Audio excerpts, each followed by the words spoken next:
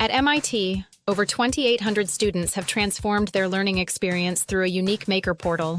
Softr enabled an efficient, user-friendly platform, saving MIT more than $100K in development costs.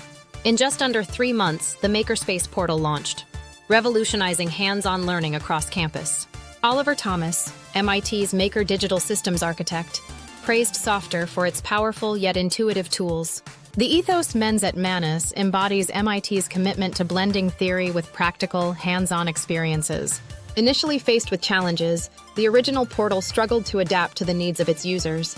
Softr's seamless integration with Airtable allowed for a dynamic and adaptable portal tailored specifically for creatives. Oliver noted that with Softr, the learning curve is gentle and accessible for all users.